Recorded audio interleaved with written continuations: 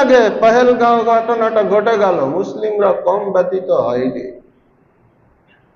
মুসলমানরা কম ব্যতীত হয়নি, সবচাইতে বেশি ব্যতীত হয়েছে যে এই কাজ কে ঘটালো। তাই একজন মুসলিম মহিলা কর্নেল সুফিয়া, সে গেল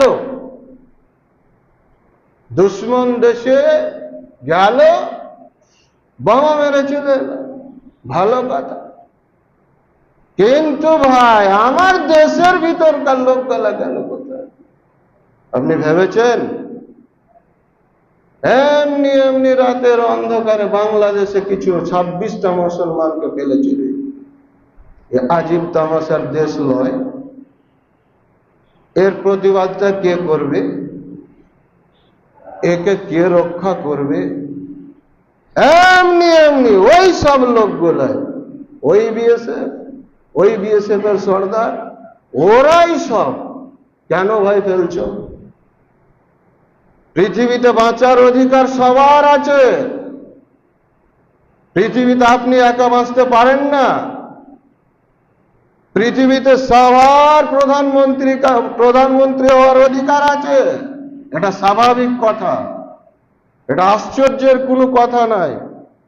পৃথিবীতে সবারই চাকরি বাকরি করার অধিকার আছে, শিক্ষা অর্জন করার অধিকার আছে, খাওয়ান দাওয়ানের অধিকার আছে, শুধু আপনার জন্য একা নয়। আর এটা প্রকৃতির খেলাফ। কেউ যদি এটা নিয়াত করে নাই যে আমি এই দেশটাকে চালাবো যুগ যুগ ধরে, আমি দেশটাকে চালাবো যুগ যুগ ধরে, সে প্রকৃতির খেলাফ করবে, সে দুনিয়ার খেলাফ করবে। কারণ ওইটা কোনোদিন হতে পারে না, ওটা সম্ভব নয়, অসম্ভব। আর আপনি অসম্ভবকে সম্ভব করছেন, মনে মনে ক্ষীর খাচ্ছেন। ক্ষীর ভয় বেশি দিন থাকে না, এই তো সামান্য ন্যাংটা পুংটা। বড় বড় বাদশাহ, ফিরআউন চলে গেছে, নমরুদ চলে গেছে, বহুত বড় বড় বাদশারা চলে গেছে, কেউ পাত্তা পায়নি। আল্লাহ বলছে আমি ওটা সিস্টেমই রাখিনি। বান্দা, যেদিন তোমাকে সৃষ্টি করেছি তার পূর্বেই ওই সিস্টেমটা আমি বন্ধ করে রেখেছি। তার উপরে এত লোভ মানুষের, লোকগুলা যায় কোথায়, থাকে কোথায়? এবার দেখেন, দেশের জন্য লড়বো, মরবো, জান দেবো, সব দেব, কিন্তু দেশের মানুষের অপমান সহ্য করা যাবে না, দেশের ক্ষতি সহ্য করা যাবে না, অসম্ভব। পাকিস্তান আমাদের কাছে কিচ্ছুই নয়, বাংলাদেশ কিচ্ছুই নয়। ওয়েস্ট বেঙ্গলের মুসলিমটি যদি একবার হাঁটতে লেগে যায়, ওইগুলা পাকিস্তান কোথায় ধুলা হয়ে চলে যাবে। শুধু যদি হাঁটতে আরম্ভ করে, যাতা ব্যাপার নয়, কিন্তু দেশের মানুষের মধ্যে গন্ডগোল, দেশের মানুষের মধ্যে বিভেদ, এইগুলো ভাই বরদাস্ত করার নয়, এইগুলো বরদাস্ত করা যাবে না। সে যেই হোক, সেই ধরনেরই প্রশাসন আসুক, এগুলো ভাই বরদাস্তের নিয়ম নয়। আর একই বলছে জিহাদ,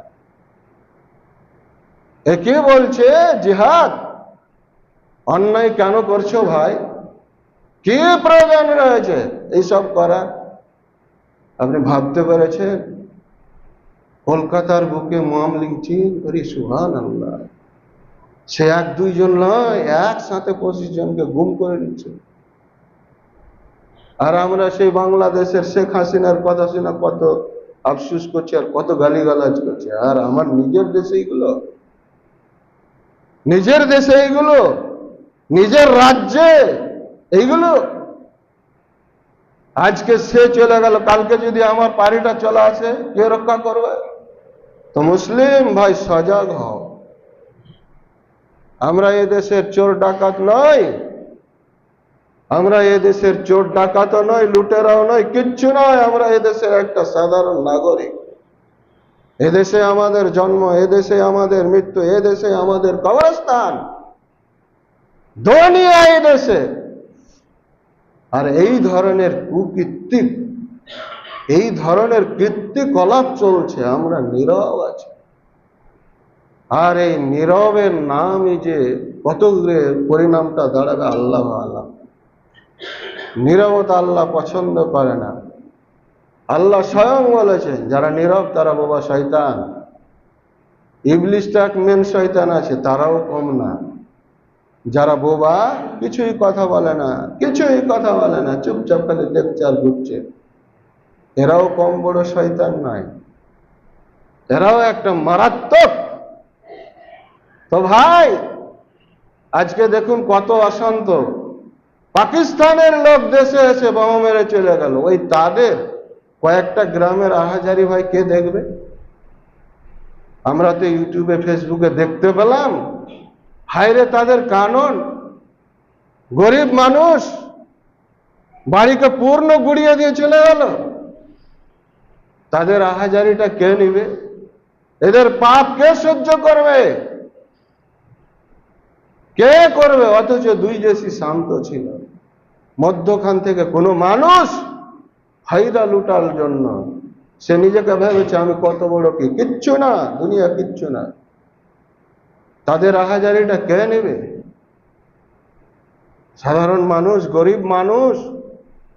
তাহলে এখান থেকে আমাদের যে কলা কৌশল, আমি বলে রাখছি, শুনে রাখেন, এগুলো থেকে বাঁচতে হলে প্রথমত আপনি একাকী থাকার চেষ্টা করবেন, যে কোনো জিনিসের আড়ালে থাকার চেষ্টা করবেন, বাড়ির ভিতরে বেশি বেশি থাকার চেষ্টা করবেন, বাড়ির ভিতরে বেশি বেশি থাকার চেষ্টা করবেন, আর বেশি বেশি করে গাছের তলায় থাকার চেষ্টা করবেন।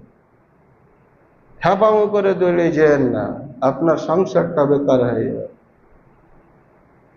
আপনার সংসার বেকার হয়ে যাবে, আপনার পরিবার নষ্ট হয়ে যাবে, আপনি নিজে মরে যাবেন। তাই সতর্কভাবে চলবেন, এলোমেলো ভাবে চলা নাই। পরিস্থিতি যখন যেমন সেইভাবে নিজেকে তৈরি করতে হয়। আসামে দেখলেন না, বেশ কিছু লোককে নিয়ে এমনি এমনি ডিটেনশন ক্যাম্পে নিয়ে যা রেখে দিলে, আর দেশের সরকার মিথ্যা কথা বলছে, এই জাতা কথা নয়।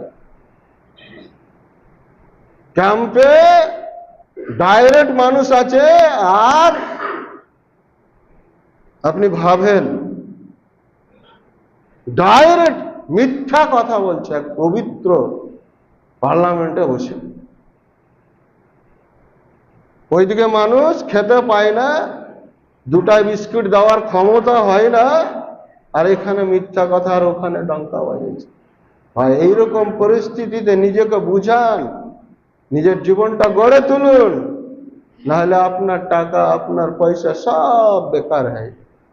আপনি কোথায় গিয়ে পড়বেন, আপনাকেও খুঁজে পাওয়া যাবে না।